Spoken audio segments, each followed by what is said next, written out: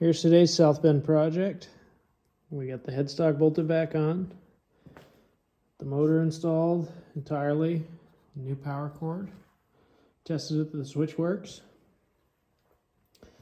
and I just got a new belt off eBay. I opted for the link belt just while I'm working on this machine so I can take it apart if I need to. Next up is installing this belt.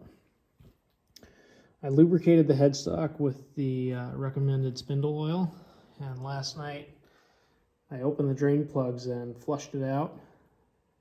Basically pumped it full of clean oil and left rags under there to try to let it push any old contaminants out. I'm not sure the last time this lathe ran. I bought it off a guy in September of 2021, and he owned it for 10 years without running it, so there's no telling when it last ran. All right, we've got our new link belt installed and tensioned. I got it on the center pulley. I had to do some alignment with the bottom pulley, move it axially along the shaft so it wouldn't ride. I did a quick test cut or test spin, and you can kind of see these score marks on the right face there, the right shoulder.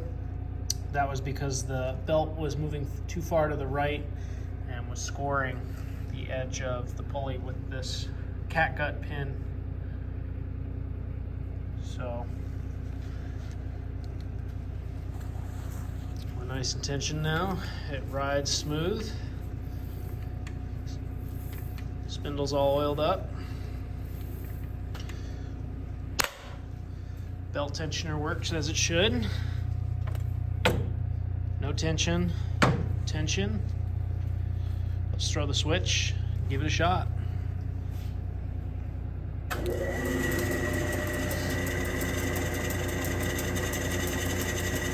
Really smooth. That clicking you might hear is just the sound of the belt joint going around. Got the Loris tool post installed.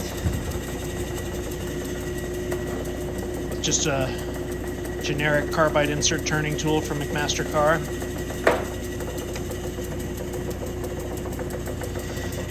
Gearbox installed with no lead screw. It coats down. And then last night after I got that running, I was looking through some of the other accessories that came with the lathe.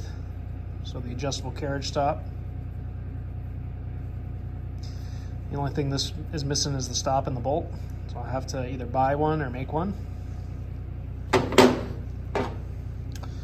Thread chasing dial, still free. And of course, the regular carriage lock that goes right here.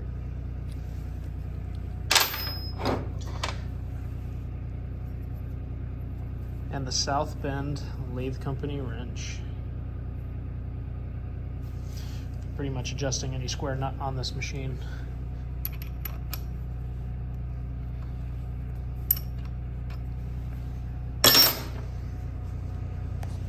Everything's moving freely. Needs some adjustment here. It's a little tight. You can definitely tell towards the headstock this machine's a little bit more worn on the ways.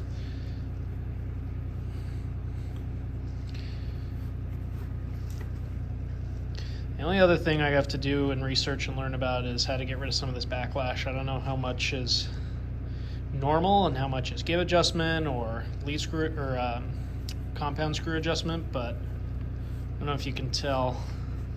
It moves quite a bit. And the gib is pretty much sunk all the way down, so. Also put the cover back on, the gear cover. And found the original bolts inside one of the drawers for the spindle cover back here. I'd like to repaint this chart with all the gear ratios and speeds and feeds. I polished it. Everything looks in good shape, but the paint was so worn down that I think I'll mask it off, spray paint it, and then hit it with sandpaper or something, just try to score the top layer off. I have to do some more research there. I found a replicate Lubrication Chart on a website called Farm Boy Sales, and that should be in my mailbox, and I'll put that on next weekend. You can see the original chart here, referring to the bearing alignment. It got scored pretty badly when the original belt broke. What the guy told me is, I guess it broke off and took a ride in there and scored everything. So notice I'm missing a cover here to cover the back here, so I'd like to find a new one of those.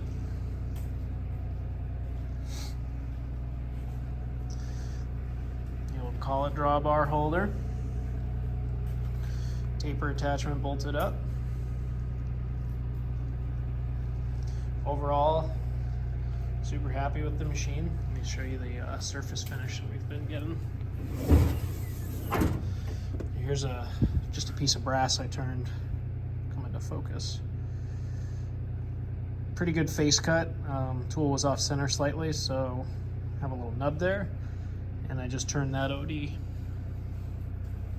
ever so slightly. Brass is expensive, and I don't want to just make chips for the sake of making chips. Here's some of the original components that came with it. One of my earlier videos, I mentioned this lathe was in a fall. It rolled forward onto the saddle and gearbox. So you can see here, here's the original gearbox with one of the tumbler levers, broke clean off. Some of the pieces missing. Now I wish that I could find this piece because I think that I could probably weld this back together ever so slightly and make a good functioning gearbox out of it. Here's the original thread plate for this gearbox. I took it off to save it. I thought it was the same gearbox as the one that's on the lathe, but actually it turns out when the previous owner bought it, he bought a different gearbox, a bigger gearbox, so that actually has more speeds and feeds on it. So although I wanted to keep it original, I'm not gonna throw away more speeds and feeds. So, original saddle, some of the collets it came with. This is for the end of the taper attachment. Original tool post, pretty cool little thing. And we made our first part with it. This buffing wheel, I turned a bushing to hold it on the outside of the Inco grinder here. So, say a lathe is the only tool that can build itself, or one of the few tools that can build itself, it can make parts to repair itself.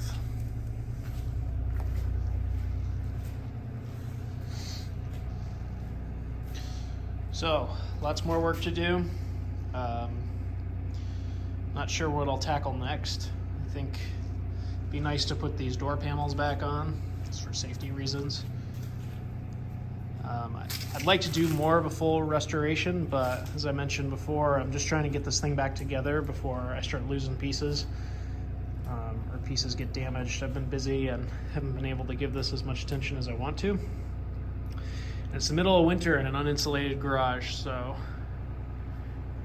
pretty miserable in here when it's 0 degrees out.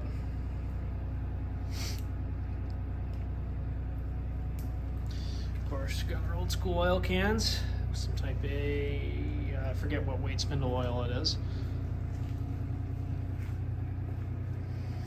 But yeah, good progress. Overall, I'm very happy.